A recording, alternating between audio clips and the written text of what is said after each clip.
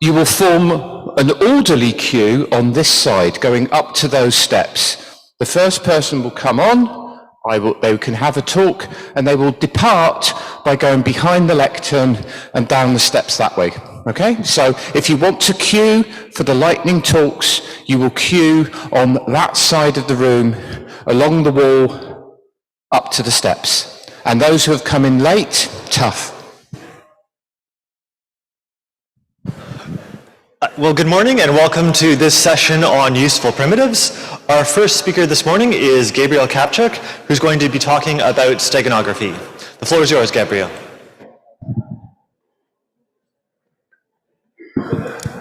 Great. I see people are still, oh, I take my left. Great, I can do that. Yeah.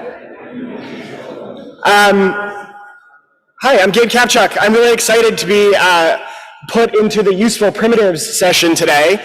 My whole goal of my talk for today was to convince you that steganography is a useful primitive. And to some extent, the PC chairs did a wonderful job, and they've already done my job for me by putting me in this session. This is my main goal, is to convince you that steganography is going to be very useful. What was kind of nice is during the Q&A yesterday, we also had the reveal that next year's real-world cryptography is really going to be real-world steganography. So I'm committing and I'm starting the tradition now. This is now real-world steganography. In order to try and convince you that steganography is going to be something that you should care about and do research on, I want to take a moment to just think about some of the big threats that are facing the crypto community today. The obvious one is these quantum computer things about which I know nothing but are very scary. And the nice thing is that we as a community have heard about these things and have started doing research and started preparing ourselves, as evident from we have a session at Real World Crypto dealing with post-quantum crypto. So we're well on our way to addressing this particular threat. A second and possibly more insidious and more scary threat is some of these pieces of legislation that are popping up around the world that are taking aim at encrypted systems by making them illegal. We had a wonderful talk yesterday going over all the various different types of legislation and things that are happening to our crypto systems or could potentially happen to our crypto systems in the future. And so I luckily can piggyback off of that wonderful talk and just say, you know, we were shown this map yesterday of all the different places in the world that are currently passing legislation aimed at reducing the accessibility of strong encrypted systems. And just to zoom in on two of these, there's currently laws on the books, both in Australia and in India, that would essentially go after end-to-end encrypted messaging systems and make them de facto unusable or illegal within the country. And so there is a potential future not so far away from us when all of our lovely crypto that we spent so much work building just might not be available to us anymore. It might be criminalized or it might be suspicious to use this kind of technology. And there's a question about what should we do then? Right? Once we no longer have access to all of our beautiful systems, what kind of things can we do to provide privacy-preserving communications to people around the world?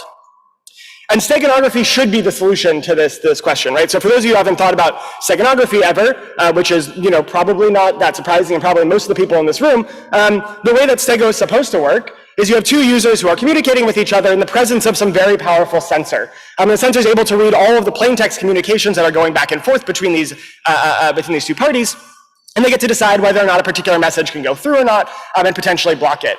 Right? And so if we have a message that's being sent between two users, something like let's engage in civil disobedience to protest Putin's invasion of Ukraine, this might not be a great plain text message to send in Russia right now. Right? This would potentially get you in some trouble.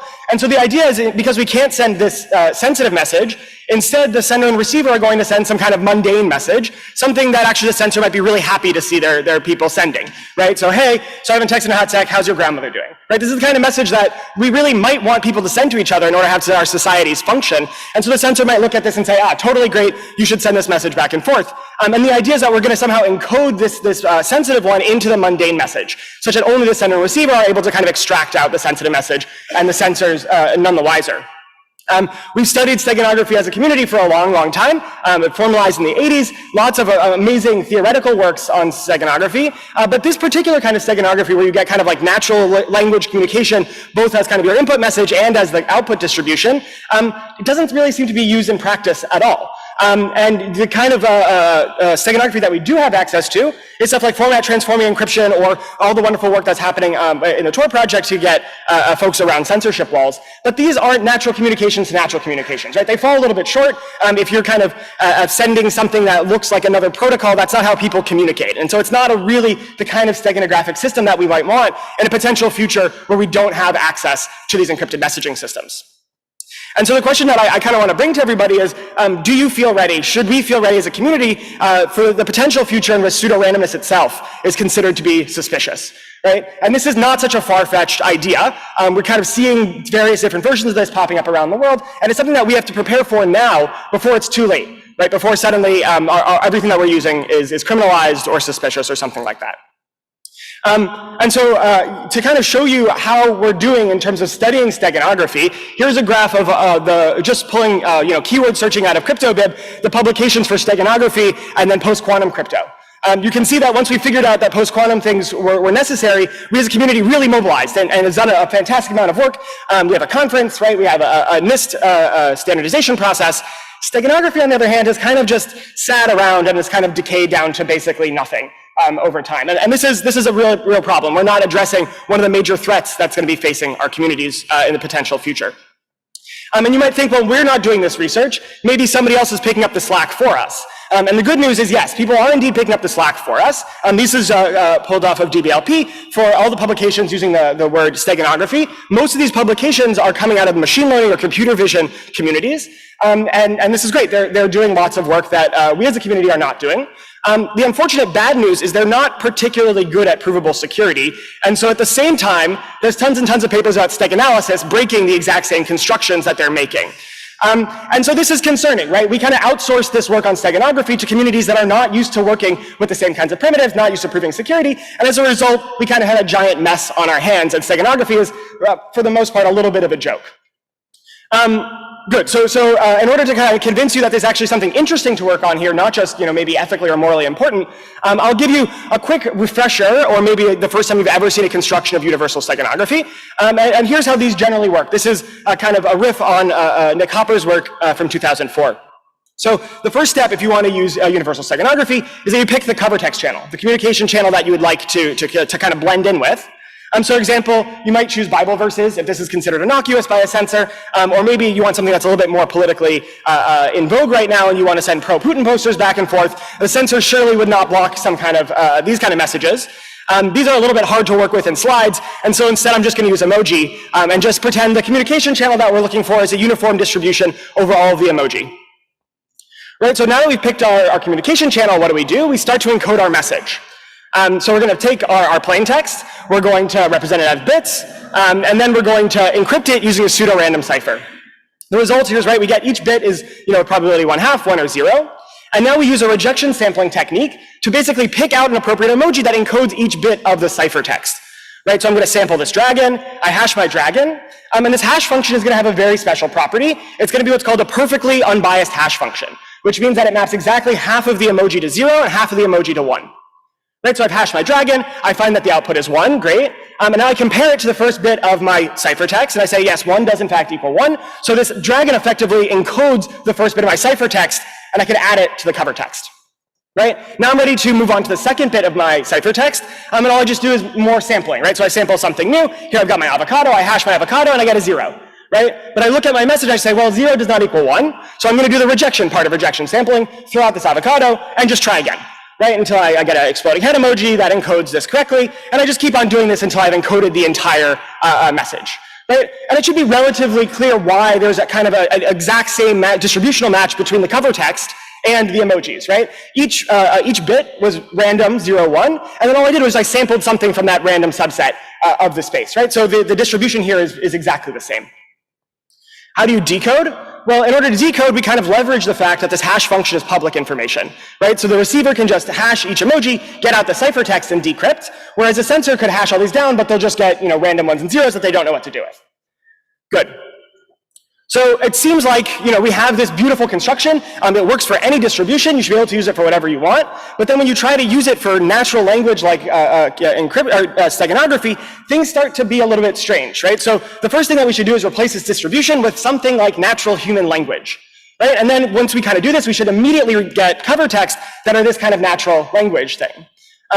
Turns out, when you try to do this, things break. And I'll give you kind of some ideas that we recently kind of unpacked and worked through on a CCS paper this past year. In particular, we looked at two major barriers to deploying steganography in practice.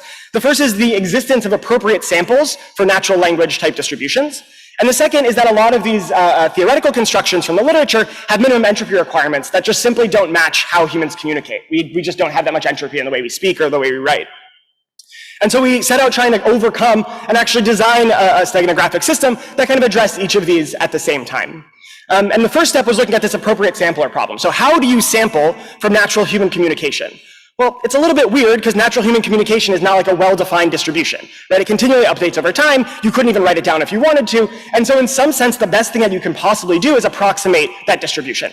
Right? And so what we did is found the best approximation tool that we have right now. The best approximation tool that we have are these generative models. Right? These are machine learning techniques that what you do is you feed them in some kind of context, and they'll spit out an explicit probability distribution over the next token or word or whatever it is that follows that context. Right? And this is a reasonably efficient way to sample from natural human language, given that there's some approximation error here that's just introduced by the model itself. Right? And so when we start to use these things as steganographic samplers, what we get is provable security of our cover text with respect to the output of the model, but then we get some kind of error between the model output and real natural human communication. But the nice thing is that, this is the best we really can do. As our approximations get better and better and better, we can naturally get better and better steganography. Good, so we've replaced our sampler, right? We're now in much better shape. It turns out if you try to implement this system, as we did, you get an 100% failure rate. So we clearly haven't solved everything yet, and the source of this problem is actually this perfectly unbiased hash function. This goes to the entropy in the system, right? Natural human communication has moments where it's not possible to build unbiased hash functions. So I'll give you an example, right? For context here, right, we have the largest carnivore of the Cretaceous period was the Tyrannosaurus. So at least native English speakers will automatically finish this in their mind to say Rex, right? And a generative model is approximating, in this case, English language communication. And so it should output some distribution which is heavily, heavily weighted towards Rex, along with maybe some other dinosaurs that it learned along the way, right? There just is no perfectly unbiased hash function over this distribution, right? It's going to map 98% of the probability distribution to a 0 or to 1. You can't get something that's 50-50. Right? There are kind of techniques that are explored in the theoretical literature to overcome this problem. You kind of can replace these unbiased hash functions with cryptographic hash functions, or you can kind of bootstrap the entire system to get more and more entropy. We tried implementing those as well. Turns out they do work. You don't get 100% failure, but it takes about 10 minutes to encode 16 bytes of information. Not exactly the high throughput channel that we're looking for that would allow people to actually communicate in these censored regimes. And so what we did is we set out to try and design a new steganographic system that would both be efficient and actually be good enough to work. So we named our construction Meteor, and here's the basic idea behind Meteor, and then I'll give you a quick idea of how the construction works as well. The first thing you do is the encoder feeds in this context into the model, it outputs some probability distribution. And then instead of doing this rejection sampling thing, what I'm going to do is we're going to take the encrypted bits of the message, remember this is a pseudo-random value, and just use it as an actual number to sample into the distribution directly, right? So in this case, I've sampled the word the out of the distribution, right? On the receiver side, how are they going to decode? Well, what they can do is they feed the exact same context into the model to output, the same distribution. And now what they're going to do is kind of use the information that they received on the wire, this word the, to kind of infer something about the bits that were used to sample this value. Right, this is the high level intuition. I'll give you an example of this working in practice. Okay, so here's my plain text message. Now I just represent it as bits because it's a little bit easier to work with here. What we're going to do first is encrypt this message using kind of a one-time pad. We're going to pull it out of a PRG, and this construction is going to be stateful with a symmetric key. So they're each going to have the same key and pull data out of their PRG. So we're going to XOR these things together, and now we get a random value. And we're going to use this random value to sample into the distribution. Right, so here's my context, my model. I feed these things into outputs. Here's some distribution that you can sample from. Right, and I've got just a number now as a random value, and this just points somewhere in the distribution. And I say, yes, the thing I'm going to use is this the, and I'm going to add that to my cover text. Right? Now, on the receiver side, how do they actually go about decoding anything? Right? They need to learn something about the randomness that was used to sample. So what they're going to do is they're going to kind of look at the distribution and say, okay, what's the lowest bit values that could have been used to sample the, and the highest bit values that could have been used to sample the. Oh, and look, they share a prefix. Right? So we know immediately that the first 2 bits of the random value must have been 0, 1 in order for you actually to sample the. right? And then the receiver can then use unmask the randomness to retrieve the message, 2 bits of the message, right? This is a very natural approach, it's a very simple approach, and it has actually relatively high performance. So let's just do this one more time to make sure we understand. So we add the to our context, we generate some new random value and a new distribution, right? This points to some other place in the distribution, in this case the word Yucatan. We add that to our cover text, and we do the same process, right? Where we find the lower and upper bit values that would correspond to this word Yucatan. And now we see that they share only 1 bit of prefix. And the receiver will learn exactly 1 bit of the random value and unmask that to recover the plain text. Right? You might notice one thing that's really nice about this, if there's very low entropy in the channel for a moment, well, we just don't send any bits, right? We try and nothing gets recovered. But if there's moments when there's actually very high entropy, we can actually asymptotically show that we get optimal, in an asymptotic sense, performance, right? So we can transmit bits proportional to the entropy in the channel. So here's my demo of this working to get an idea in your brain of how this could potentially go. We instantiated Meteor, the exact same protocol I just showed you before, using GPT-2 as our model. And what we did is we fed in our plain text message, right? Crypto means cryptography. And now we need to find some cover text, some context to feed into the model to make the message kind of be relevant to wherever we're trying to hide our message. Right? And so we took something, just from Twitter, which is a spicy take, but not necessarily one that anybody's going to be too worried about or get flagged for censorship. Right? And so all we did is we pulled out some text here, we fed it into the model, and what happens is that the model will immediately spit out some kind of message for us to then post as a response to this Twitter message, right? So here's the output of GPT-2, seeded on some stuff about Tabasco sauce. I know this spring that the process has gone fairly smoothly, but I think that hot sauce space needs to be more transparent, less afraid to be underestimated by restaurants. I'd rather have really anything else. So, GPT-2 has some hot takes of its own, I guess. And what's nice is that this is not, you look at it and you notice, well, this doesn't quite look like natural human communication, but it's actually not that bad. This is using GPT-2, which is now kind of 3 models ago, and our modern performance is getting better and better, right? So our steganographic kind of approximation of real communication is getting better and better. Some things that are nice about Meteor, you can actually run it, and it runs in real amounts of time. So you get, it takes about 0.1 seconds to encode an ASCII character if you have access to a GPU. You get slowdowns on CPU and on mobile because you don't have access to the GPU to update your model efficiently. We get provable indistinguishability from the model output, and additionally we also have a demo that's put online, so you can go and play with this and you don't have to worry about having your own GPU. You can just use Google's GPUs to play around with the model. And just to kind of leave us with some future work directions, I think there's a lot of interesting things left to be done in the steganographic world. Right? Meteor was one particular instantiation, one approach that we took. It's not the only thing that you can do. Some ideas for things that people could look at in the future and I think would be very valuable is just increasing efficiency, starting to look more systemsy at these things. How do we make them really performant enough to run on people's phones, on messaging systems? Also, we've done all these good things in end-to-end security, like forward secrecy and post-compromise security. It'd be nice to kind of port those lessons over to the steganographic space as well. And finally, it'd be nice to consider actually what real-world deployment would look like. There's a lot to do in this space, and I think it's really exciting. And so with that, thank you very much for your attention. There's a link to our blog and demo if you're interested in playing with the model.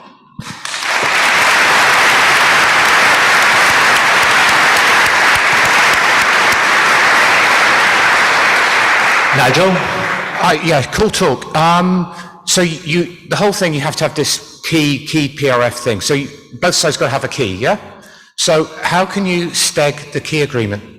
I'm sorry, say it one more time? How can you do the key agreement, steg the key agreement? Yeah. It's a great question. We've looked at doing public key versions as well, but that doesn't really solve the problem because how do you get the public key? Great future work. We didn't solve that problem. Yeah, I 100% believe this belongs in the field of cryptography. Thank you very much for your really great talk and really important work. Quick question though. So one thing that stood out to me during the talk is this. So you're really working very hard to make the cover text look like natural language. I mean, do we have to work that hard? So I mean, one advantage that now normal citizens have is that there's a lot of us. So there's a big haystack, and if you're forcing the sensor to look for a needle, yeah, what am I trying to say? I think you understand. Yeah, I do, yeah. No, it's a great question, right? We're clearly shooting for a higher level of security than might be strictly necessary. I will say, though, that generally when you want to deploy steganography, it's because it's a high-risk environment. And being detected, even if it's unlikely, could have very serious ramifications on the person communicating, right? So we do want to shoot for something pretty good, although there's probably space to explore, again, with relaxations as well. A good target might just be like HTTP. How do you make HTTP look plain text? How do you make HTTPS look like plain text HTTP enough to force them to do machine learning and fail with high probability? Yeah, great question. You should look at the paper. We actually tried this. Turns out there's not much entropy in HTTP either. So you don't get great performance, but you can absolutely the model can do whatever you want. We're kind of actually treated as a generic machine learning model, just easier to visualize with natural human communication. Thank you very much. Yeah.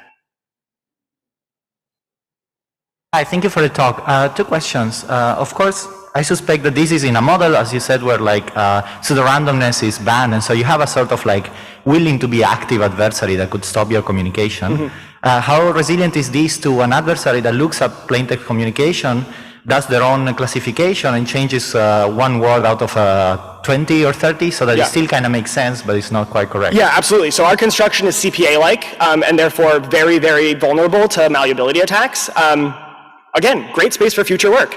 There's lots to do here. And on the other hand, did you look at the possibility of introducing typos to like generate more randomness or having more options? I imagine you're generating human language that is like correctly written, but people don't. So I wonder if that's also a source of potential randomness. Yeah, there has been some work in the machine learning literature or natural language or NLP type literature looking at these kind of like injecting errors into communication as a way to get bits through. Again, they don't do a great job proving anything, and so it's a little hard to analyze whether or not it's good enough or not. One thing, you could have a model that kind of makes normal errors in a way that's actually kind of very similar to us, and that's kind of generic in whatever model that you use. Thank you. Yeah. I'm afraid we have to move on to the next talk, but please ask these questions on Zulip because there's lots of interesting discussion to be had. Thanks, everybody. Thank you.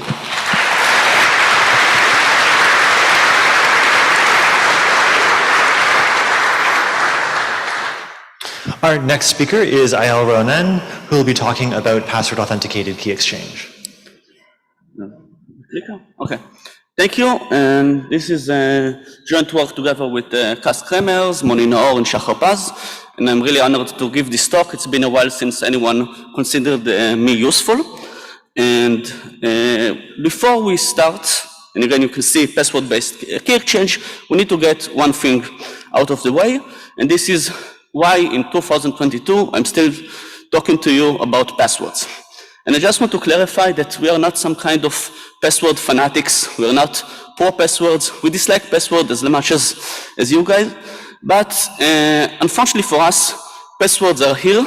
And although it's been declared multiple times in the past, passwords are not dead. They are still probably the most ubiquitous form of authentication.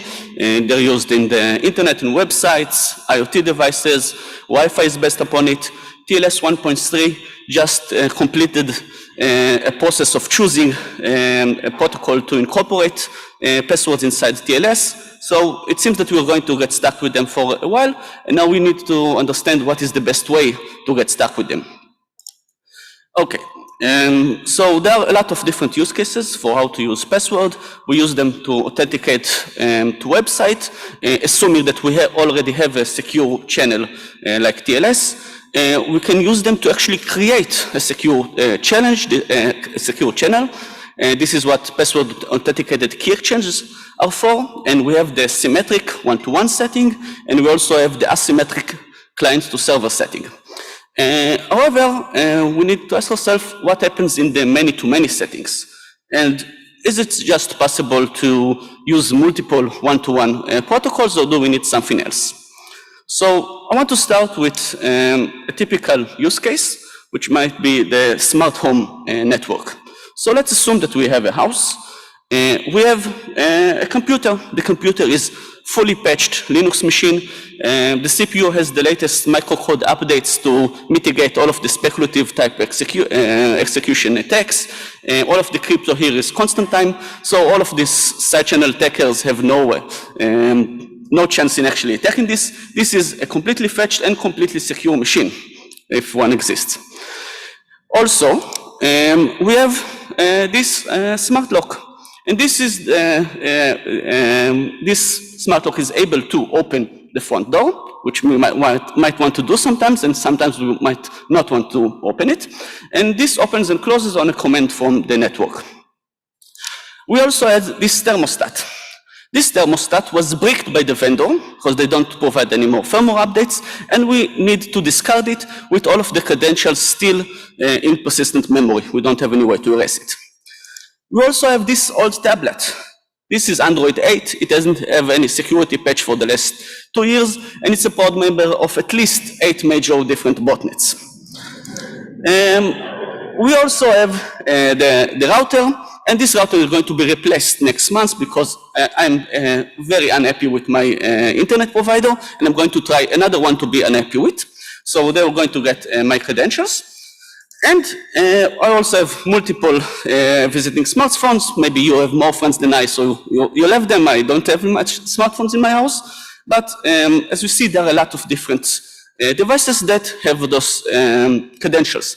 And we only need one device to rule them all, because at least at Wi-Fi, the standard actually mandates the devices to store the password and store it in clear text on the device. So if any one of them gets compromised, this entire network gets compromised. And let's assume that we don't want it to get compromised. So what can we do? There are many challenges when we try to make this type of many-to-many setting actually work. And we have one password and we have many user devices.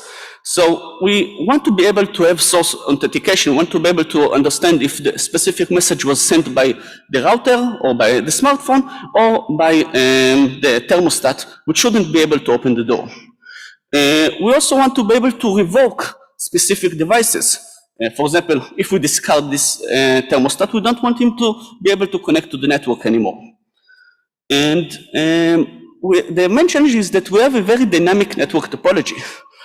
People that are into smart houses might go out to the supermarket and buy a smart light bulb. I'm not sure why they do it, but they actually do it sometimes. And now we need to wait to bootstrap and make this light bulb join this network and then communicate with the other devices. Moreover, we need to support the replacement of existing hardware. So for example, we could envision a world where we have this magical protocol that allows us to determine long-term high entropy keys with the access point or the router. But then what happens if we replace this router? Do we need to go and re-authenticate all of the devices in our home? And people that have smart homes apparently don't like to re-authenticate their devices. So we want to be a solution that is very usable. And we want to be able to support this asynchronous and offline password input that is not dependent on anything else. So we don't want to actually have any communication rounds when we enter the password. We don't want to assume that the router is currently online or offline. We can't really assume any shared randomness because we don't have any good way to communicate or agree upon it. And we can't really assume a trusted third party or PKI. Let's Decrypt just received the Levin Prize to try to scale up the PKI infrastructure to support a lot of websites. I feel that they will return this prize if someone asks them to also provide this for every home network. So we want to let them continue to do their important work without disturbing them. Okay, so what are the current tools that we have that we can use to solve this type of problems?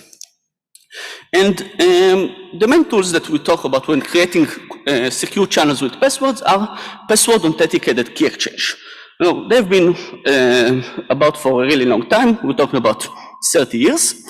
And in this way, we have two parties that if they share the same passwords, they can automatically create a secure channel. Now, the model of PAKE assumes that passwords are never stored. Each protocol run, you're going to re-input the passwords to the devices. Now, I can ask how many of you, like to show raise of hands, re-enter their Wi-Fi passwords each time they go back to the house? Nobody has their hands? Okay. So, maybe in reality, devices do store those devices. So we do have long-term storage of passwords, and they are usually in clear text. We don't have any real way to protect this storage. We do have some more advanced solution for the asymmetric setting. If we assume that we have different roles, we have one client and one server, then we can try to protect the long-term password storage inside the server. And this is much better than regular PEGs. However, clients still don't have this protection. So we need to assume that the client doesn't store his password, but re-enter it each time, which might be logical for some settings. I personally haven't found them yet, but it's probably not for many use cases that we have. And this is not portable to the many-to-many setting. And recently, there's been an investment, this is nice, 92, 93, then we had to wait a little bit, and then 2018, we have a new notion of strong augmented PEGs, which improves the protection against pre-computation attack. When I compromise a server, I can still try to brute force, guess the password out of the dictionary, and in SAPEC, I can't do any pre-computation until I actually compromise this server, which is a very nice property. This allows us to actually use salt efficiently when calculating a one-way function of the hash, and this is what we view as good common practice. Okay, there are some problems with it, as I mentioned. Still, one of the sides needs to store the passwords in the clear, and we don't want it in our many-to-many settings, and this is no real easy way to extend it to the many-to-many in the semantic setting. Okay, so now we propose to have some snacks. And what we want to propose here is that we have all of these old, really cool notions about how to use passwords, but we want to provide some new ones. And this is basically identity-based PEGs. And here we can extend the protection of the password storage to all parties involved. And we can also bind the password storage to some tag to some party. And then if, for example, party 1 here gets compromised, this does not allow the attacker to impersonate as any other party in the network, only the compromised party. And we have a protocol named CHIP that actually instantiates this notion. And we have the stronger notion, which is the strong identity-based PEG, which corresponds to the strong augmented PEG, which also provides a stronger pre-computation resilience. Okay, so how can we realize this? We do this by using techniques from identity-based key exchange and agreements protocols. But we only use those underlying ideas. We don't actually need a trusted key generation center or any other trusted third party. What we do is we use the password as the secret seed, and we emulate all of the process done by the key center on the device. Then we derive a password storage, and we delete the password. We don't actually need to have unique or specially encoded identities. We can use some abstract tags for the password storage to bind into. And we can choose them as some identities, would be Eyal's laptop. We can also use roles. So for example, we can recreate augmented PEG by using the one role of a server and another as a client, while still giving the client the same protection that we can't do today with regular augmented PEGs. We can also use unique identifiers like MAC addresses, but this is completely abstract, and we can use whatever we want. And we can also have multiple devices that share the same tag. If we have some low permission devices in our network, for example, the guest smartphones, we can have all of them share the same tag. It doesn't affect the security of the other parties. To give you a little bit of intuition of how we can do it, I will try to explain and probably fail the basic ideas behind the CRISP. And the way to do it, we have two different parts. We have what we call the password file generation, where each party can generate its own unique random seed, and it's going to store some commitment for this seed. We're going to use a hash to curve on the password, again using the same seed to blind it, and we're going to store some commitment for the actual identity. And in the key negotiation part in the protocol, we're going to use specifically Crypts is based on bilinear pairing, and we're going to use the commitments that we have in order to have such an extended diff element protocol, and basically both sides are going to negotiate a secret input that they both share. It incorporates both the password and the two salts, and then we're going to feed this through to a regular PEG protocol in order to create a key that we can actually use for the secure channel. And on the second part, we're going to use the commitment that we made to the identity to prove to the other side that we are who we claim we are, and we're not impersonating anyone else. Again, this is the stronger variant that is based on bilinear pairing. We have also the less strong variant that is only based on regular diffie-Hellman. We did not just go to the process of inventing the notions and the protocol and writing all of this very cool and fun to handle UC proofs. We try to actually implement this protocol, and we try to benchmark it and compare it to current solutions. And on the left side, we have CPACE, which is a very efficient regular PEG. And this is the base. We also base our protocol on this PEG. Afterwards, we have SAE, simultaneous authentication of equals. This is the current PEG protocol used in the latest Wi-Fi standard of WPA3. You see it's much less efficient, and it currently has no real security notion because it was never proven to be secure. On the other hand, we have our chip protocol that gives much better security guarantees, and it's a little bit slower than CPACE, but comparable to OPEC that was currently standardized for TLS 1.3, and again can protect all parties. And we have the CRISP protocol, which is currently a little bit slower, but not much.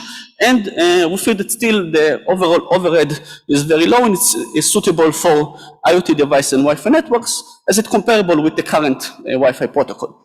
We also have several suggestions to how to optimize the CRISP protocol to make it run a little bit faster.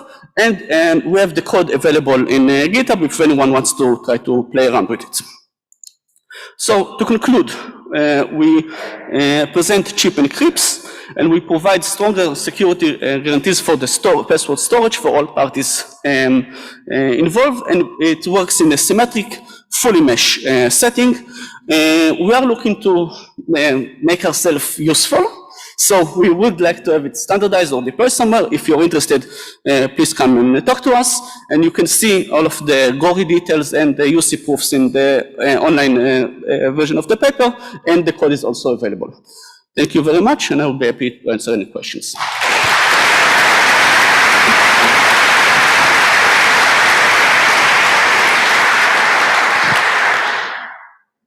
Thank you very much. Are there any questions?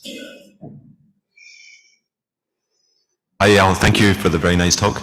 Can you explain a little bit what's going on generically in that first part of your protocol? So I see there's a PEG in the second part, but what's that first part really? You presented it as like some ID-based thing. Okay.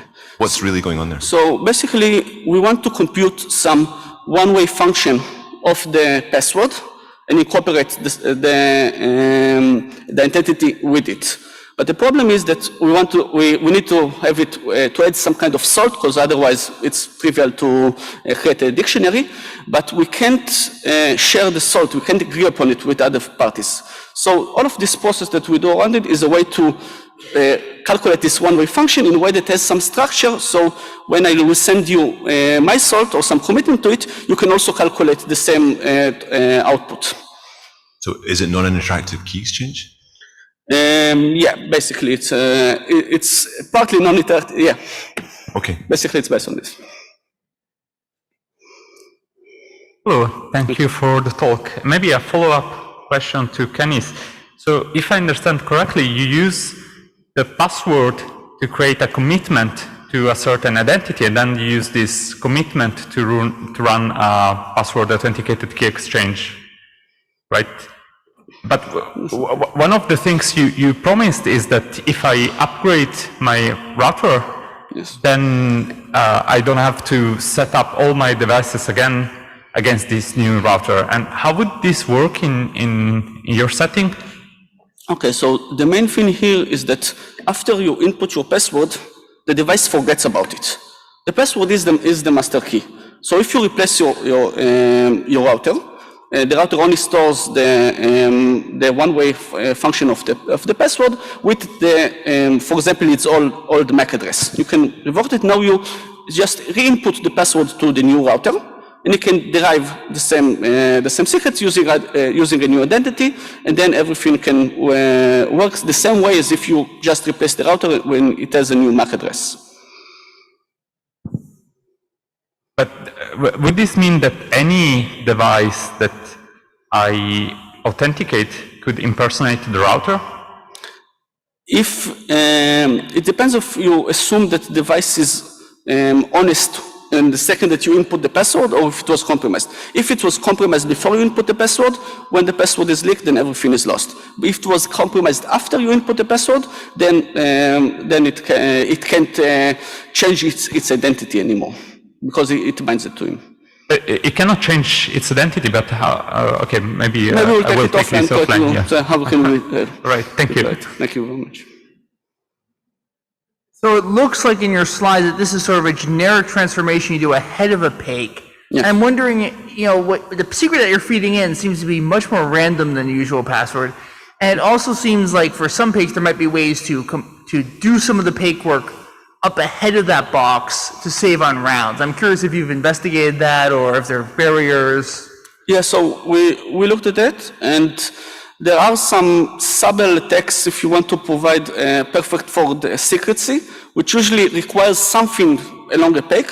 We can run the PAKE in parallel, which it changes the proofs, but basically we wanted to have something that is easy as possible to understand and easy as possible to actually prove. And when you do UC proofs, it's much easier to have something that was already proven to use some of this, to fulfill some of these requirements, but I think that this is a really good future work. Thank you. There's one question in the Zulip, so please take a look at that as well after the session. So please thank our speaker and both speakers in this session.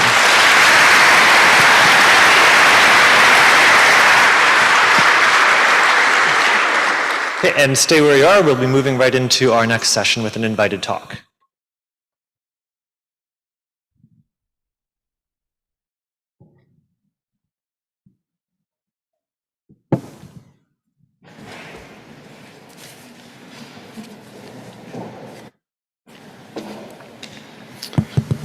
Good morning and welcome to the next session, Cryptography in the Ads Ecosystem.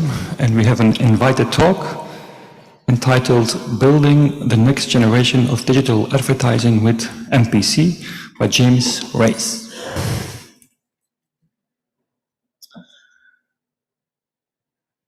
Hello, I'm James Reyes.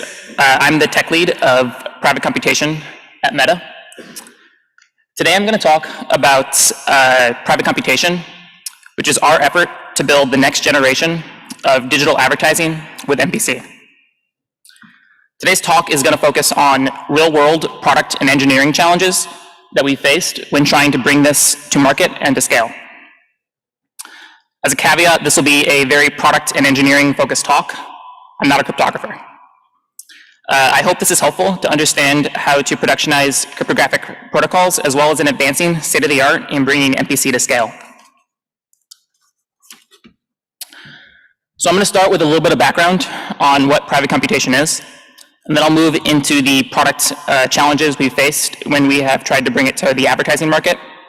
I'll move into the engineering challenges that we faced when dealing with the scale that Meta operates at.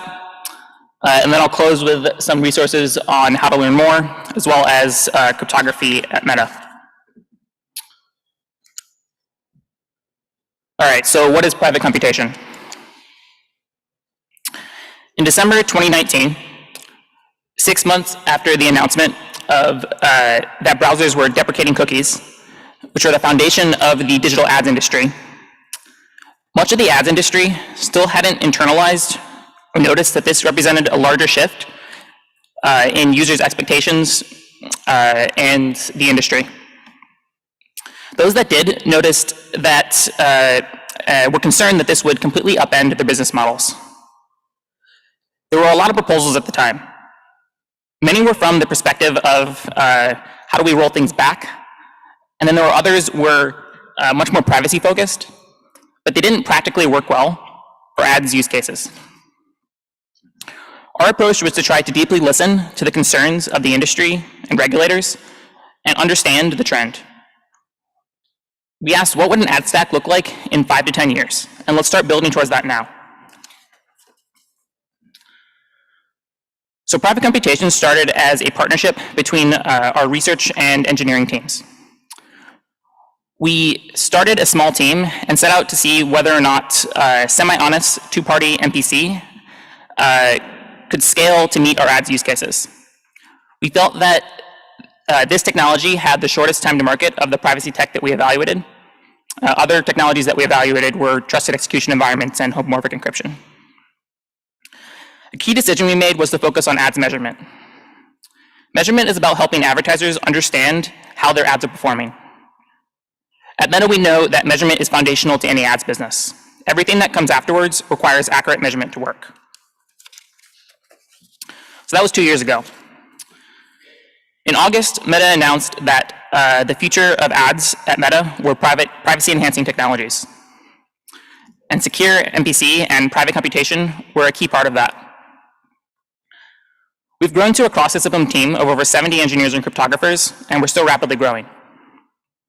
We have 2 MPC products that advertisers are actively using.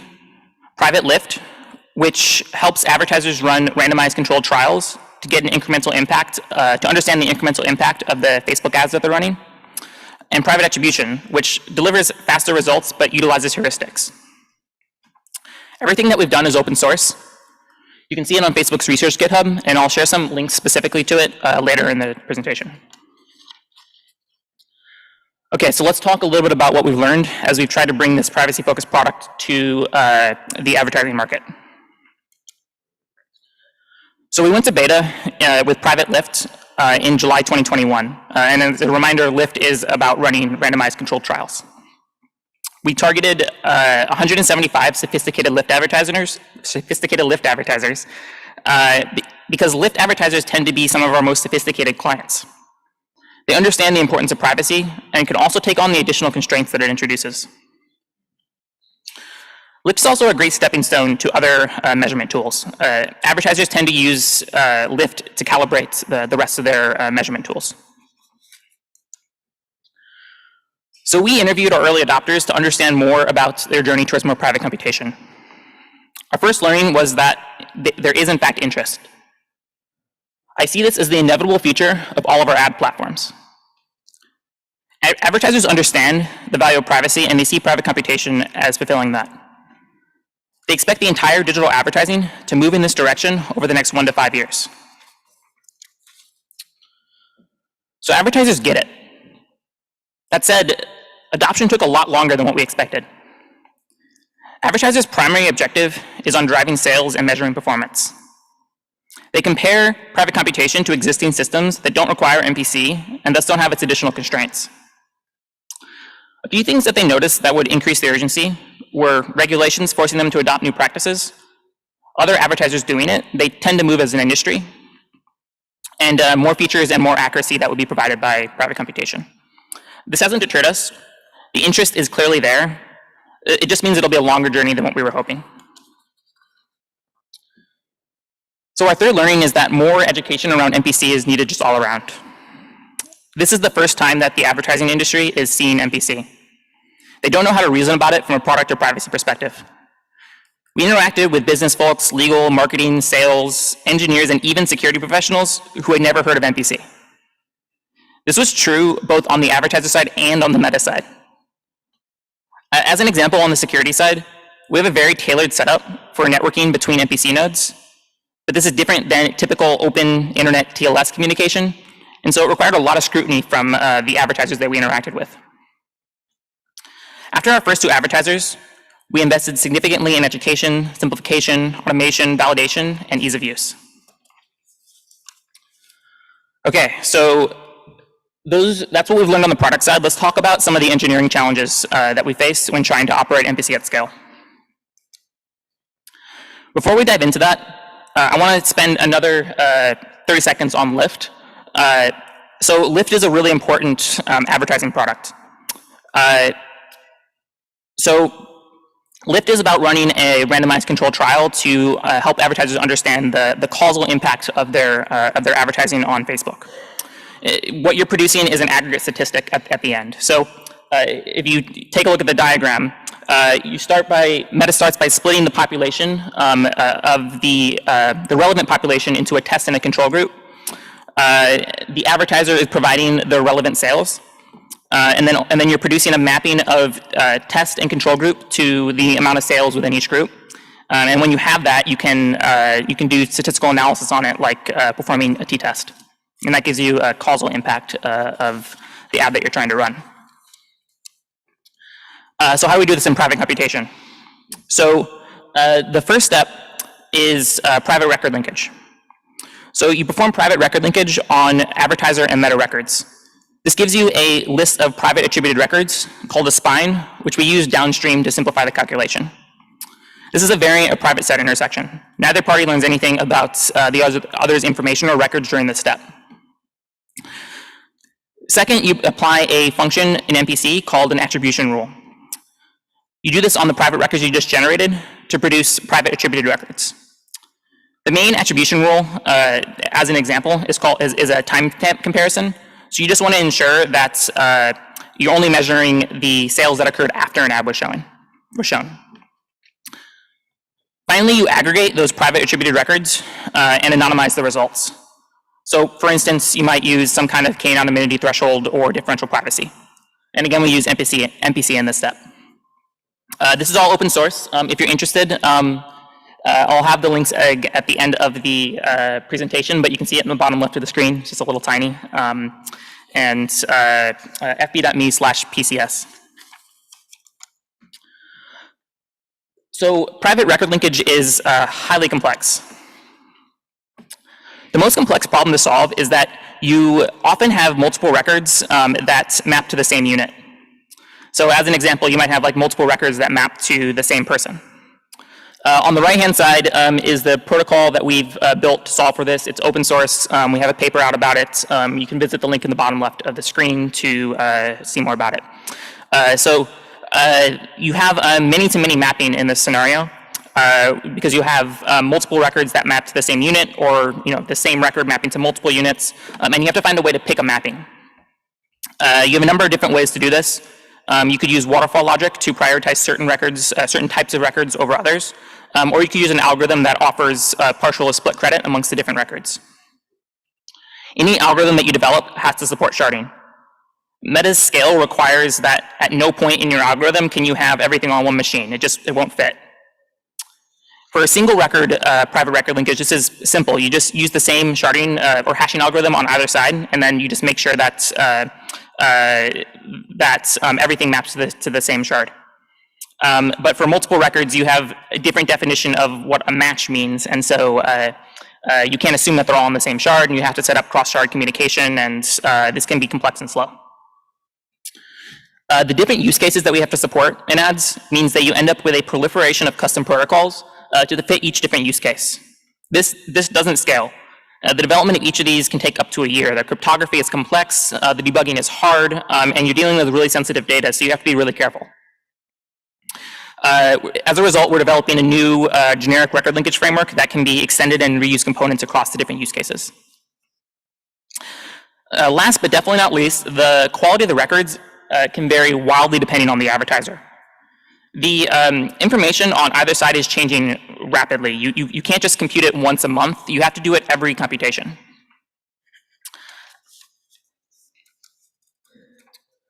All right, so at scale, you also have to deal with supporting large computations. So we decided to start with our largest possible advertiser to prove that we could scale and run MPC to meet its needs. This advertiser ran at 1,000x the scale of our next set of advertisers, so we felt if we could meet its needs, then we could meet any other advertiser's needs. We needed to prove that MPC could be fast enough, cheap enough, and operate on large enough amounts of data. Our initial target was 1 billion rows in 2 hours for 1/1000th the cost relative to the cost of the campaign they're trying to measure. So as an example, if an advertiser is spending $1,000 on an advertising campaign, the computation should cost no more than $1. It's worth mentioning that this type of computation is happening many times per week, oftentimes up to like once or more per day. So this was our target 1.5 years ago, and we're pretty proud of this accomplishment. So how do we support that many rows that quickly? The first decision we made was to use EMP Toolkit for our MPC engine. We felt it had EMP Toolkit is an open source garbled circuits MPC engine, and we found that it had good trade-offs in terms of memory, usage, performance, and cost. Many of the other MPC engines we tried were actually implicitly limited to hundreds of thousands of rows by internal engine limitations. We released a paper with our findings on this last year. So measurement is easily shardable. It's conceptually similar to a MapReduce, but you need to do so in a privacy-safe way. So the diagram on the left shows how we do that. We built a technique called private scaling, which outputs secret shares that are rejoined in MPC by a shard aggregator. You can see it on GitHub by following the link on the bottom left of the screen. Okay, so how do you make it cheap enough? Although there is often much talk of the cost of MPC, especially general purpose MPC, private computation today costs significantly less than the budget advertisers typically allocate towards doing their measurement. Typically the cost per run for attribution is about the cost of attending a movie. We measure by normalizing the cost and performance in terms of 1 million input rows, and then the cost linearly scales from that. For attribution, advertisers tend to look at results daily, and then for lift, it's typically at least once a month. Some advertisers have many more input rows, and the cost can go up significantly by 10 to 20x, but these advertisers are also correspondingly much bigger, and so they have much bigger budgets. In all cases, we're well within the budget. There is a clear trade-off, though, in terms of adding features and cost. Our lift game is much more full-featured than attribution, and as a result, it's 5 times more expensive. This is despite the fact that our algorithm is simpler. Lift is actually just a special, simpler case of attribution, but it supports a lot more product features. This highlights the underlying problem that every feature you add results in a large increase in cost and wall time. You might ask, why is this a problem? Why do we have so many features? But in a mature measurement product, there are many valid different use cases you need to support. As an example, you might want to support histogram outputs for each of your test control groups, not just total amounts. You might want to also run attribution for each of these test and control groups, so you can compare that to your heuristics that you're using. You might want to run like multiple different study types within the test and the control group. Break down by different objects that are within each ad. You might want to break down by country. You might want to add custom breakdowns depending on what the advertiser situation is. Then you might decide you want to do ML training to predict the whole thing, so you have to add features for that. This can get out of hand. It's pretty common that you end up with thousands of columns per row. These also change rapidly. You're dealing with companies on either side that are the size of cities. You have developers that are not cryptographers that have features that they want to support. Attribution also has many variants and features.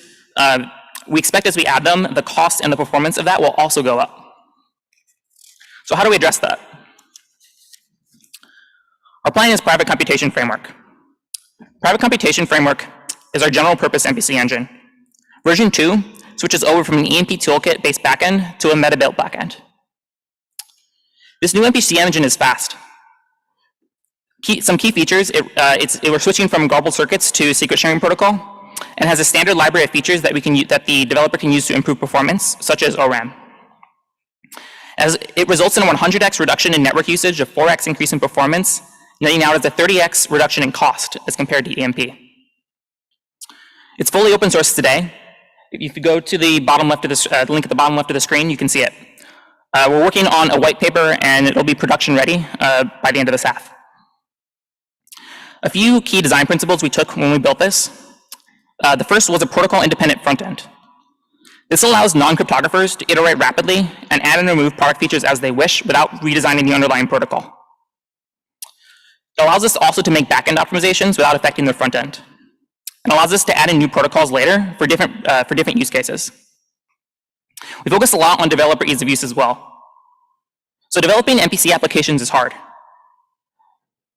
A lot of times when you're debugging, by design, you can't see any of the intermediate data. And so in PCF 2.0, you can develop in clear text, and then with a simple configuration change to a secure backend. So at scale, you also have to support a ton of advertisers. Meta has over 10 million advertisers, and there's a wide variety inside of that. We support huge corporations that have teams of marketers, data scientists, and engineers. But there's also a long tail of small single-person businesses that are non-technical. You can't expect those businesses to deploy MPC. The way we think about this is delegated versus direct integrations. And this is just about who's deploying MPC. So a great example of delegated is Priya, which we've talked a bunch about at the conference. Our focus right now is direct, with a plan to simplify over time. The number of direct advertisers is small, but if you look at the overall ad market by spend, it represents the bulk of it. Even for direct advertisers, deploying MPC is too difficult. On average, it takes 3 months from beginning to end. Our target by the end of the year is 24 hours. This is the biggest risk for MPC in our mind. Can we actually make it easy enough to use? They're comparing to existing systems that are dead simple to set up.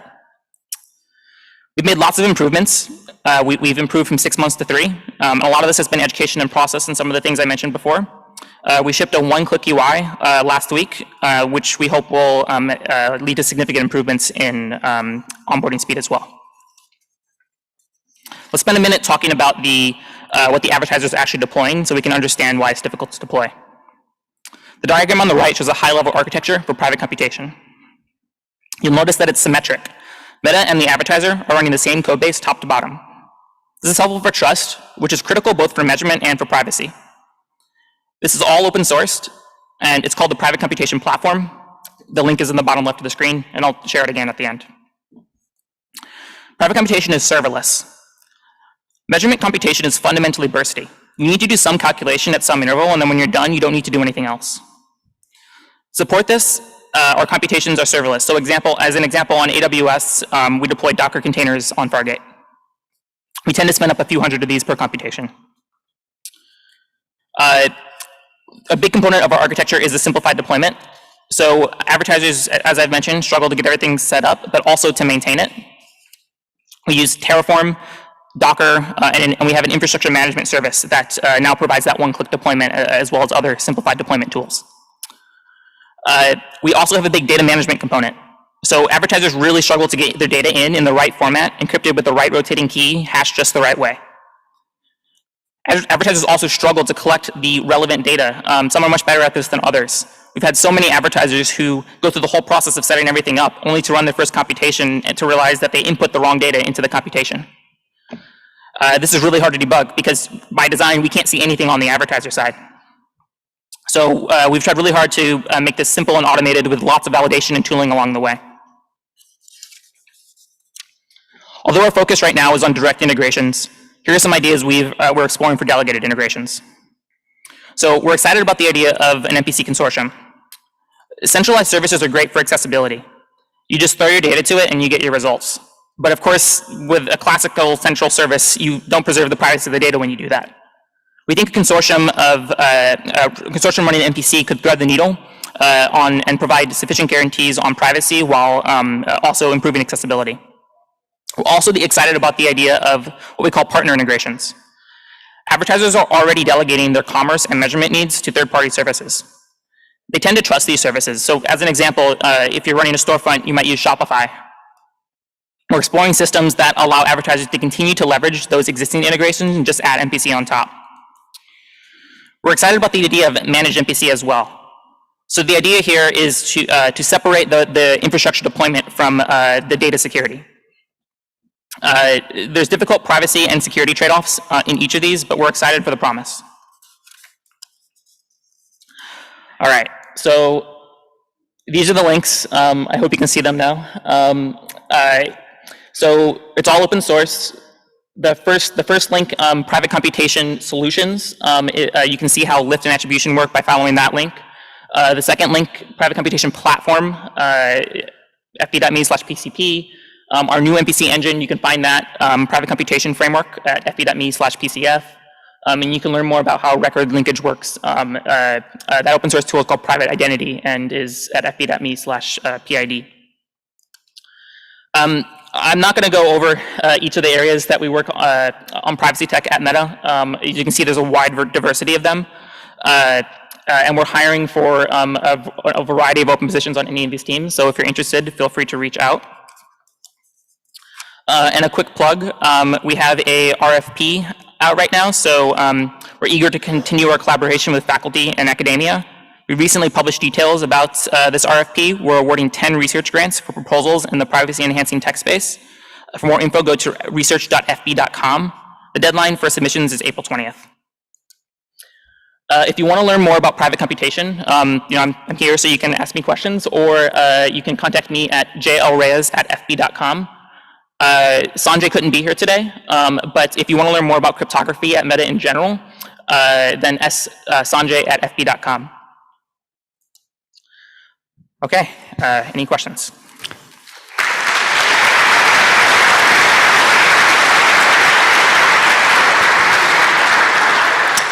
Thank you for a great talk. Nigel, you're first.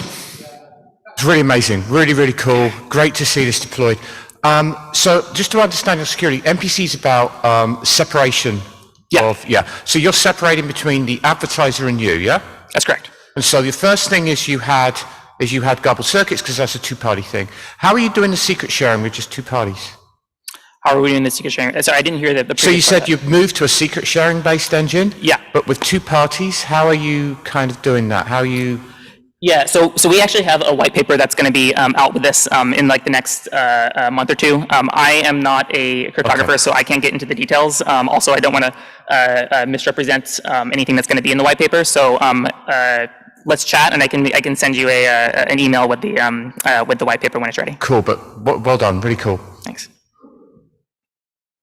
Hey, thanks for the talk. So I have more of a systems question for you, I guess. So you explained how one of the challenges with all this stuff, the MPC, privacy, et cetera, is education, which is consistent with our experience. In particular, you mentioned how the engineers that you've been working with, educating them has been a problem. So I'm curious, so I feel like to cryptographers, MPC is new, exciting, et cetera.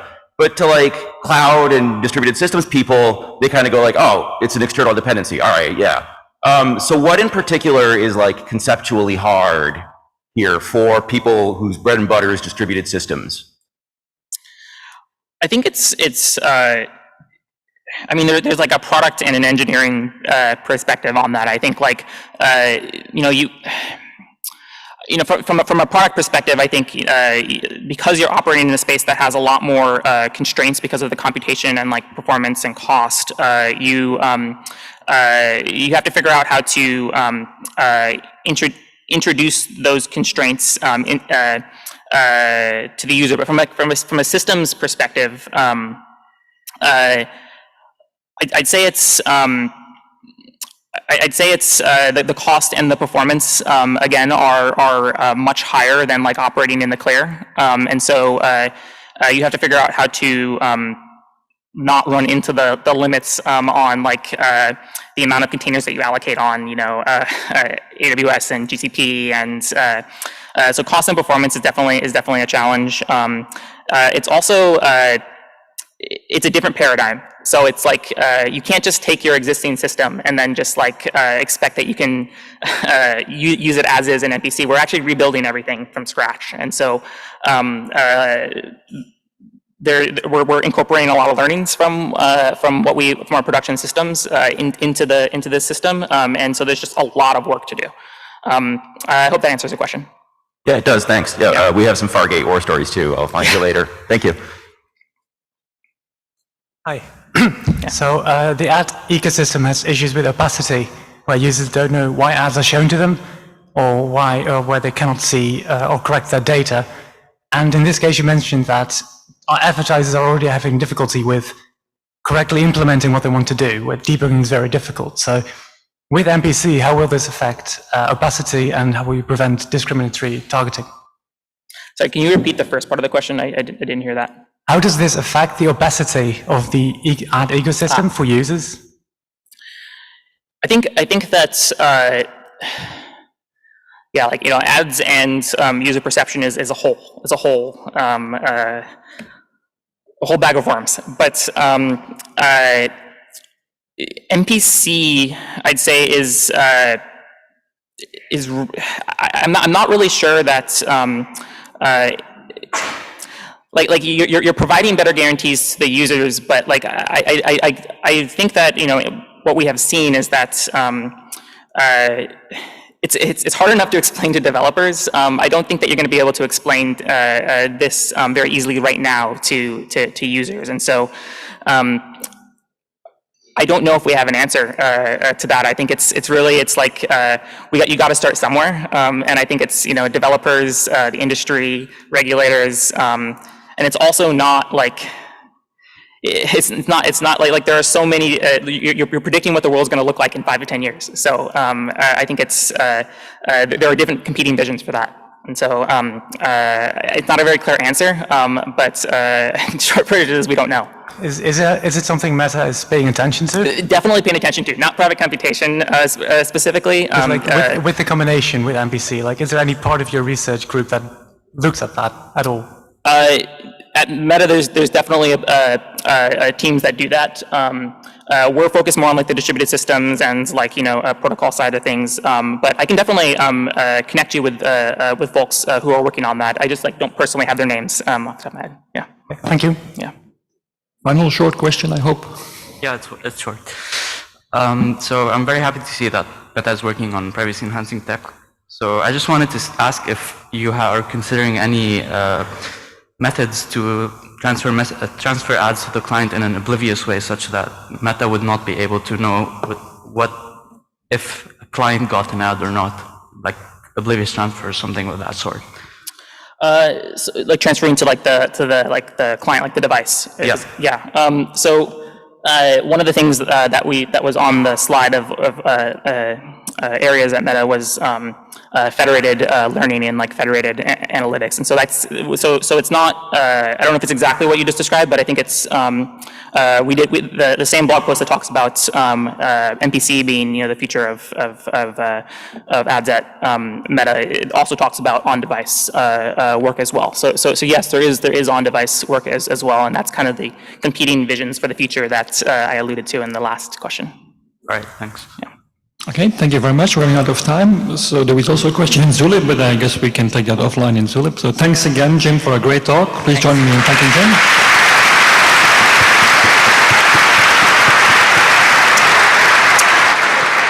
And I hand over to Nigel for the lightning rounds. At lightning speed, Nigel arrives. So queue up. On this side, if you turned up late because you were too busy having coffee, you didn't hear the announcement, you start this side. Okay. Indeed, here's someone who didn't turn up in time for the coffee. Right, so what we have to do is you will come, one at a time, come up the stairs, do your talk, do your speech. At some point, I'll tell you stop when I'm bored. Sorry, something like that. And then go down the back of the lectern and down there. That's safer, okay? I don't want anyone tripping off the stage, right? That's health and safety first, right? So, go.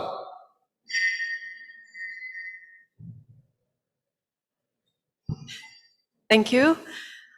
So if you got inspired by the first talk on Monday, first day of the conference, and you would like to know more about embedded systems, then we have a conference for you, and this conference is CARDIS. It has reached already its 21st edition, and you can visit the website. It's going to take place in the UK, so we get some extra points for that. Yeah, right. University of Birmingham. Belgium now. So and the deadline for submission is going to be the 24th of June. Why else should people visit the University of Birmingham, Tobias? Yeah, so if you're into Lord of the Rings, you might recognize some of the landmarks. Like Saruman's Tower is actually the clock tower of the local university. Birmingham has a lot of canals, so some call it even the Venice of the North, or maybe the other Venice of the North. And lastly, as like all UK cities, there are a lot of pubs and beer. But Birmingham also has a chocolate factory that we might visit as a social event. And Peaky Blinders. Yeah. Okay. So. And you'll be 40. So yeah, come by. Yeah. Thank you. Brilliant. That was only a minute.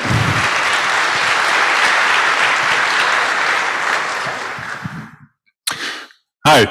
You might have heard of this new end-to-end encryption protocol called Messaging Layer Security, or MLS for short.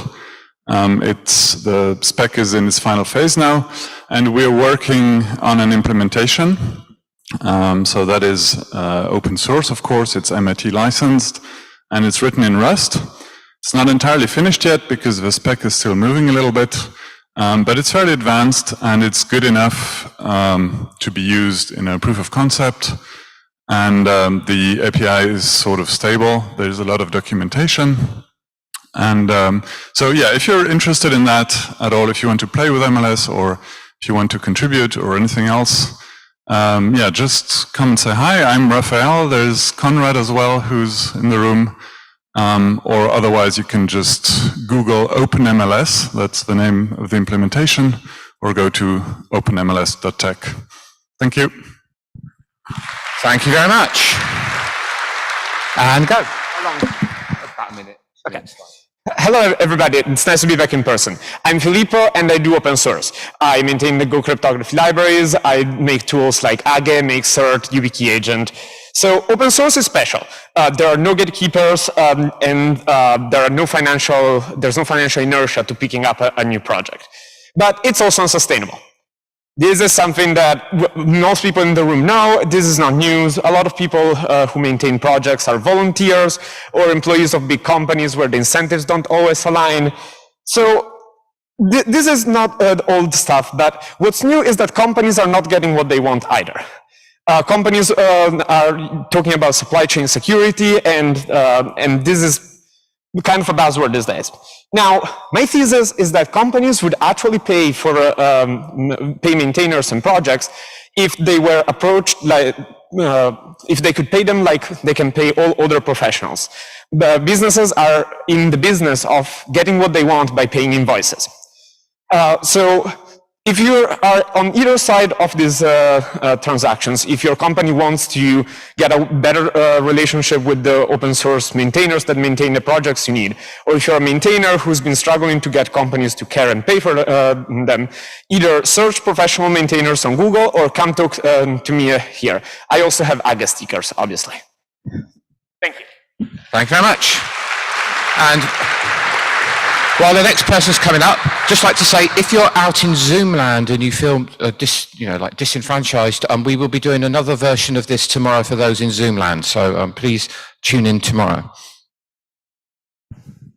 Hi everyone. I just wanted to take a minute to make a personal thank you, because I didn't think I'd be able to attend in person this year because I had a baby in November. But Real World Crypto have been absolutely phenomenal. They've provided an on-site nanny that they've also paid for. So I just wanted to give a real thank you for that.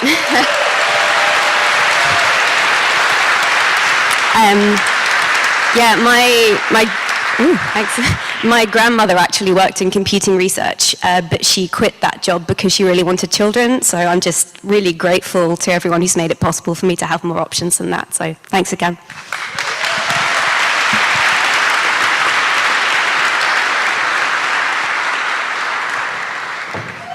All of which, that's really cool, all of which has been made possible by our amazing sponsors. If you are a company in the audience and felt a very warm glow at that point, what you need to do is email Kenny, give us your money, and we'll see, hope we can do a similar thing in Zurich next year. Thank you. Not Zurich. Tokyo. Sorry. Okay, we're all enjoying Real World Crypto so much. You want to know where your next crypto fix will be. And I'm pleased to announce that Eurocrypt 2022 is the next IACR event. Will take place in Trondheim in mid-Norway. Starting on Monday, the the 30th of May. I repeat, starting on Monday, that is to say we have our reception on Monday evening and then we go through to Friday. So it's a day later than the normal Eurocrypt program. It will take place in a purpose-built conference hotel overlooking the Trondheim Fjord. We cannot promise you sunshine, but we can promise you at least mild weather and lots of light. It will be 19.5 hours of daylight on the first day of Eurocrypt this year. The program is up now, the registration is up now, and you should register by 29th of this month in case you want to avoid extra charges. So please get on to iocr.org, navigate to Eurocrypt, and register now.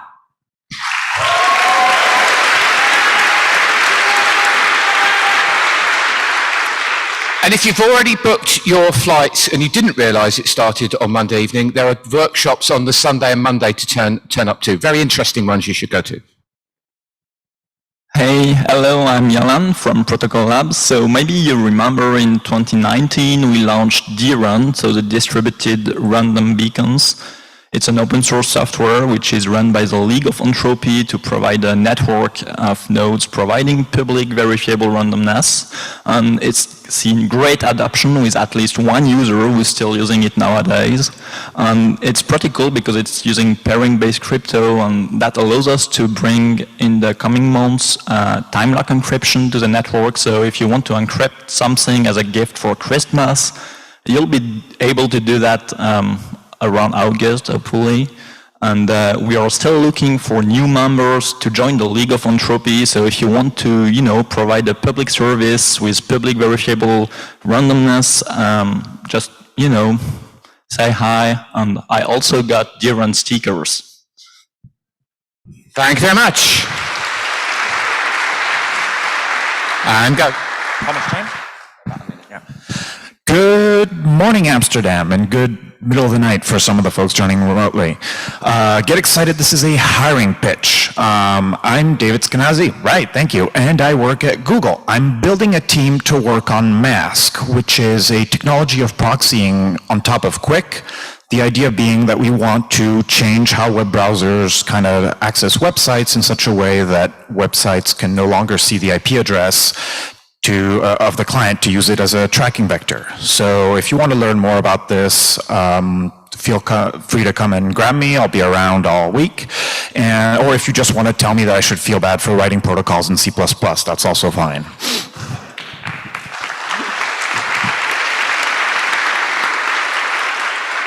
And go. Hello, I'm Nicolas Courtois. I work for Qualcomm in south of France. We are hiring, another pitch. So we do a lot of crypto. It should be very, very efficient. We have like 50 crypto engines running in parallel. Half of people here have it inside their mobile phone. And we are champions of R&D. We spend twice the amount of Microsoft is spending if you compare to our business, basically, in research and development. So we do a lot of engineering, post-quantum, and a lot of traditional cryptography. Thank you very much. South of France sounds very interesting. Hi, I'm Chelsea Comlow. I wanted to plug a paper that is coming out soon. It's not out yet, but promise it's coming out soon. The reason why I'm talking about it here, my co-author is Dan Bonnet, by the way. The reason why I'm talking about it here is because it's a response to a problem that we've heard from practitioners of threshold signatures. Mainly that both properties of privacy as well as the ability to prove or disprove that you signed a message after the fact is desirable. So that kind of thing might be useful if you're signing a message or you have a threshold signature and some of your co-signers went and spent millions of dollars and after the fact you want to prove that you actually didn't participate in that. So it's a very useful feature. And if anyone here is interested in that or wants to talk more or learn more, please come and talk to me. Thank you. Cool. And one of our new recruits to the Real World Crypto Steering Committee is about to give a talk. Thank you, Nigel. So I just wanted to draw your attention about some discussion that is happening in the W3C. So you just heard the previous talk that mentioned that a lot of companies are thinking about how to restructure the web advertising ecosystem because third-party cookies are going away. And you will hear more about this in the other invited talk by Chrome in the afternoon. But there is a private advertising technology community group in W3C, and there is quite a lot of discussion related to what kind of technologies and what kind of designs should be the new kind of establishment for the web advertising community. And I think this group will benefit from more involvement from people like you. So please Google it or come to me and I will point it for you to this website. And I hope some of you will join. Thank you. Thank you very much.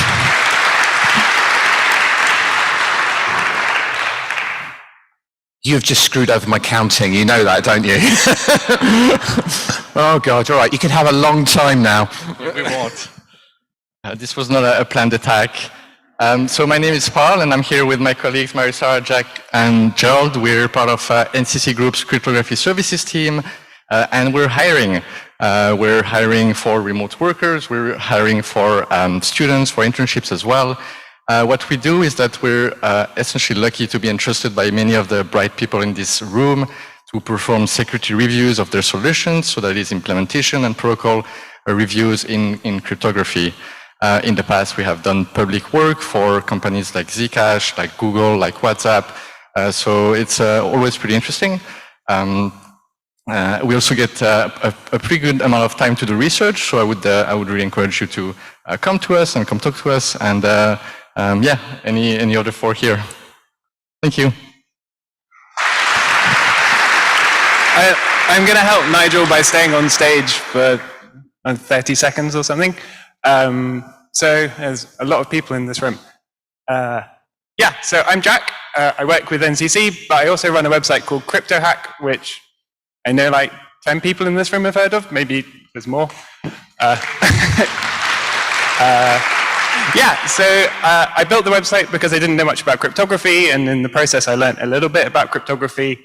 And the goal of the website is to encourage people to be less intimidated by the subject. I think within the security world, there's a lot of people who kind of look at cryptography and kind of go, that's what mathematicians do, I'm not going to get into that too much. And I'm trying to encourage these people that you can learn a little bit. Hey, not everyone should roll their own crypto, but they should understand it. And I had a lot of fun. I made a bunch of challenges. And I think the site's good, but it could be better. And the next goal is to have a set of challenges that discuss what we currently hope are quantum hard problems. So if you're a student, if you're a PhD student, or if you're a lecturer with too much time on your hands, I'd love for you to get in contact with me, talk to me about what you love about post-quantum crypto, whether you think you can write a challenge or a lesson, talk about a quirk, maybe something you think is a fun puzzle for students to think about. The site's free, it's all open, everyone can play with it. And the more people that know about these post-quantum problems, I think the more interesting work that we can do. Thank you. Thank you very much. And go. So most people here probably know about zero knowledge proofs, mainly from blockchain, but they also have applications outside of blockchain. But they're pretty hard to make. Creating R1CS is very obnoxious. So we designed a tool. We also made a paper called Circuitry, which transforms data log programs. Data log is a subset of Prolog into R1CS. So you can prove things like access control. We made implementation of the Belgian EU digital COVID certificates in a pretty efficient manner. We would love some feedback on this work. So feel free to come say hi and give some feedback. Yeah. Thank you. Cool. Okie dokie. Hi, I'm Deirdre. You might have seen my tweets. I would like to announce that Zebra, all Rust implementation of Zcash, the fully private cryptocurrency, is ready to go for the next network activation in a couple of weeks.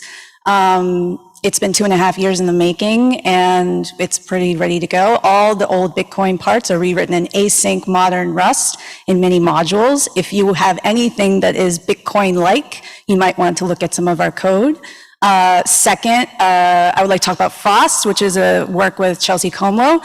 We have a bunch of Rust implementations, both existing and iterating as we tweak the Frost spec, the IETF spec that we're trying to get ready to go.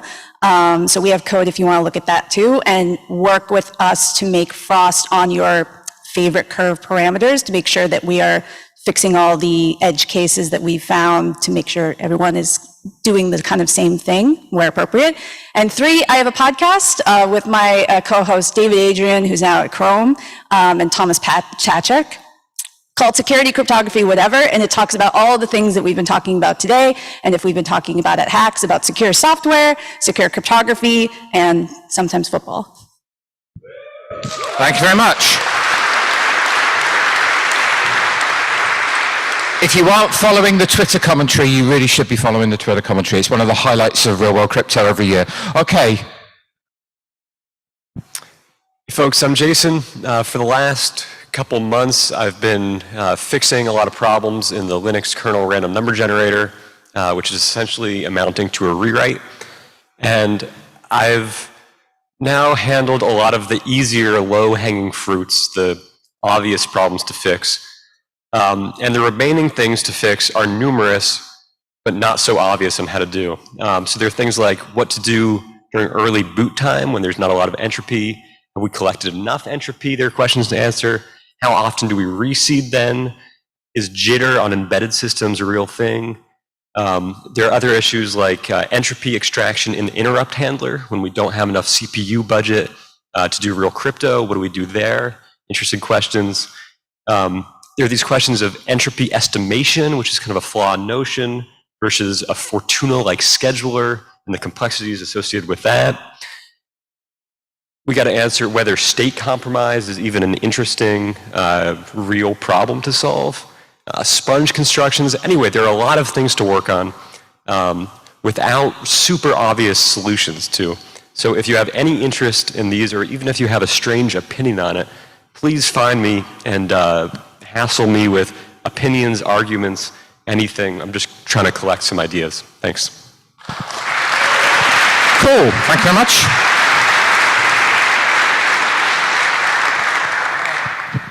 Hello. The Dutch National Cybersecurity Center is working on an update to our recommendations for quantum-safe cryptography from 2017. Our focus is on early adopters and also on preventing store and decrypt attacks. So in short, the update is expected to focus on hybrid key exchange and cryptographic agility as mitigating measures. If you'd like to know more and or if you'd like to give input on a draft, then please see me during lunch. Thanks. Thank you very much.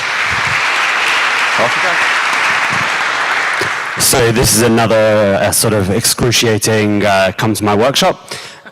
Security Standardization Research 2022 will be happening on the 6th of June in Genoa. I suspect it will be warmer than Trondheim. Maybe not. And it will be really good to see you all there. And it's just before your S&P. Thank you very much. We still have a few spaces if you want to go to the end. Yep, so hello everyone, it's another workshop. So I just want to promote the VerifPal workshop. This is going to be a Eurocrypt affiliated event. It's going to happen on the on the Saturday before. So it's a great place to get started if you want to know how to do like formal analysis of crypto protocols and don't know where to start. It's a great workshop. VerifPal itself is a great accessible tool for students, but we're also going to cover tools like ProVerif and Tamarin. Thanks. Cool, thank you. And go. Hi, I'm Steff, and I'm doing free software myself. And 5 years ago, Hugo Kraftschick presented here the Sphinx protocol, and I implemented that. And it's a very nice password manager that has some unique security properties that normal password managers don't have. But it suffers from free software development limitations, no marketing. So Hugo Kravchuk actually asked me to do more marketing. That's why I'm here. So I'm looking for some more support and developers who can help me. For example, we have no Apple client. So if you want to help me with that, you're very welcome. And we have some cool things on the on our roadmap, like threshold OPRFs and moving to OPAC-based password storage. There's very exciting things ahead, so I encourage everyone to have a look at my password Sphinx. There's Android clients. It is going to get packaged in Debian. We have packages for Nixos. If that is not your OS, maybe look how to get it in there. Thanks. Thank you very much. And the next one. Hello, my name is Tim, and I work at the Internet Security Research Group. So we're the nonprofit that does Let's Encrypt, and we're also hiring. So we have open roles for SRE on the Certificate Authority, as well as engineering on privacy preserving metrics and MPC. Besides that, we do a ton of stuff from the CA, the MPC work. We have a lot of memory safety initiatives for more safer memory safe stuff on the internet. So yeah, in general, if you're interested in doing public benefit work for internet security, you should come and check us out. You don't have to be a cryptographer. Like, the major qualification is to not be a jerk. So you can just look up Let's Encrypt jobs or come find me. Thanks.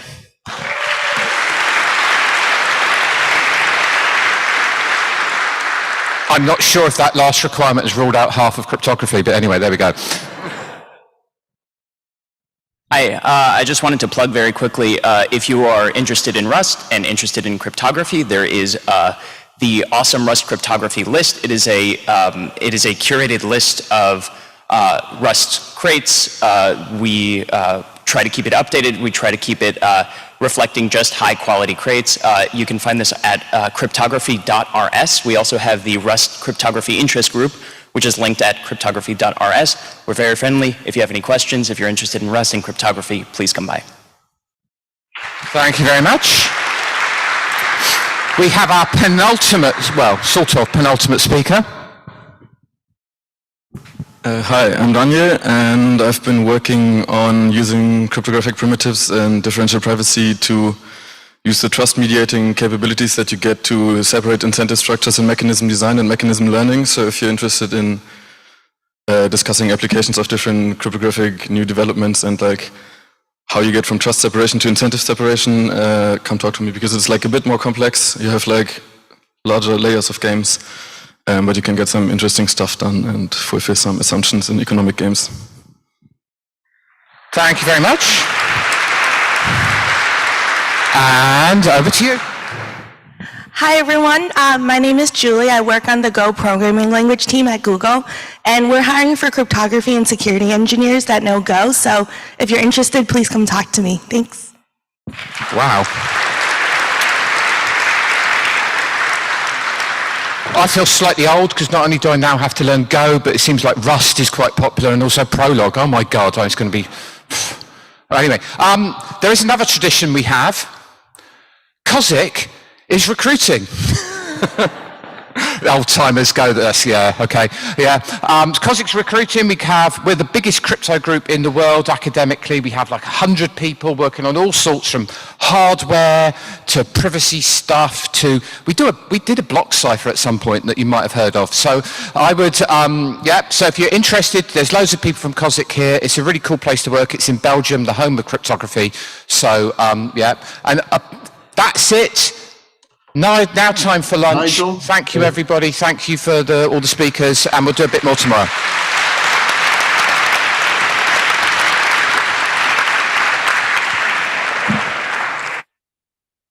If people have jobs to announce, they can announce them on iacr.org. Same with events.